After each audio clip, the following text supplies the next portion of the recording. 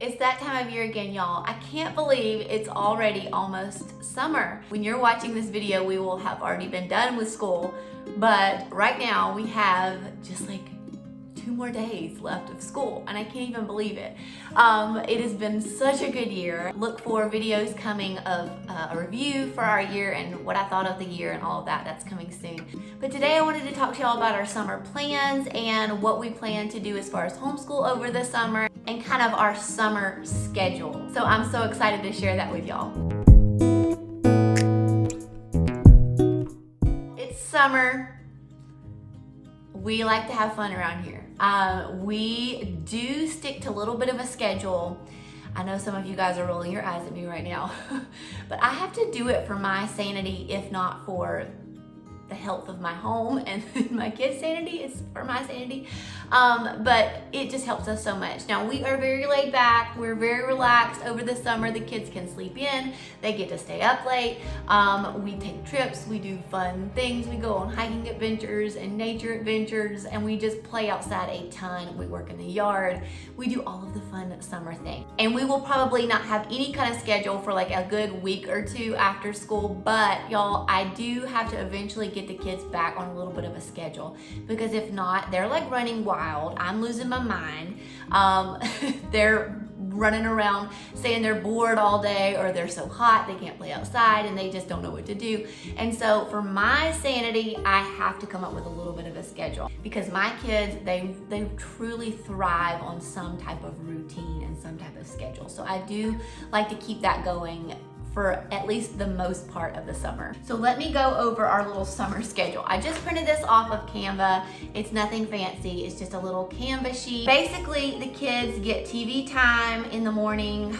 They really just do that while I do my devotion and quiet time, because that's like the only way I can get quiet while I do that. And then we usually have breakfast time. Now, so my husband, he works nights, usually 2 to 3 times a week, and then he'll work a regular day shift on the other days. So the days that he is working nights, we usually try to do our family devotions in the mornings, and then when he is off at night, we'll try to do our family devotions in the evening. So that's why it's written twice on here. And also because we will probably still do some type of morning time once we start our this little summer schedule back, and that's so we'll do a little bit of morning time, like our morning basket during that breakfast family devotions time that I have scheduled right there. Then we'll do some chores. The kids will still be sticking to their chore charts. If you haven't seen all the info on that, it's on my Instagram page. But they do have chores they have to do every week. That helps me so much, and it teaches them responsibility. And then I have a time for workout / walk / garden, because I plan to get my workout in and like go water the garden. And we may also go for like a little family walk, but I'm gonna encourage the kids at this time to do something active too, whether that's do the workout with me, or we all go for a walk together, or they just do something active outside just to get their body moving. And then they'll have snack time. Now, it is so important, guys, to write snack time down on the schedule, because if you don't, it's inevitable that your kids will ask you every 20 minutes, can I have a snack? And don't you just love that question? So write it on the schedule, and then they know when they can have a snack, and they won't ask you constantly. So that is written there, and then they can have outside play or do just whatever they want to do. I don't even care, just play outside for like an hour. And then we'll have lunch, because you also need to write lunchtime down there, or they'll ask you that also 500 times a day. And then I put creative time / brain activities. I'm just gonna ask them to do something creative, whether that's like make something with clay, or build with Play-Doh, or draw a picture, or we have brain activities that we use during morning time, and it's things like building blocks and like Legos and puzzles, and just anything that is creative and using their brain, basically. And then the plan is, after I put the baby down for a nap, we will do some school and some reading. Now, I only have this for an hour, and it's not gonna be anything painful or too much. It's just I plan to just buy, usually around July, Walmart or Hobby Lobby or Costco will come out with books, like sometimes they're Scholastic brand or whatever. They're just books per grade, and they just have worksheets in there for the kids just to keep their brain and their memory sharp during the summertime, so they don't forget everything that they learned the year before. So it'll just be, I'll maybe try to get them to do like 2 or 3 worksheets a day, and it'll be things like practicing their reading, their grammar, their handwriting, and their math skills. And then I do want each one of them to read for at least 20 minutes every single day, especially my first grader. He's going into first grade, because he's the one that's still really learning to read, and I don't want him to forget everything we worked so hard to learn during the school year, to forget all that during the summer. So we will be working on that every day. And we plan to do our library reading program as well as the Good and the Beautiful's reading program. The Good and the Beautiful's reading program is free, so if you haven't signed up for that, be sure that you do that. It's awesome. You get a free book. All you have to pay is like $1 something for shipping, I think. And you can get 1 per child. And their reward will either be that the book that the Good and the Beautiful sent, or I may just let them choose what reward they would like once they read that certain amount of books during the summer. And I'm also going to go ahead and show you guys the books that I have gotten so far for their reading. Now, this is not a ton of books. They will definitely be reading more than this, but this is just what I've added to our library. The rest of the books we will probably go get from our local library.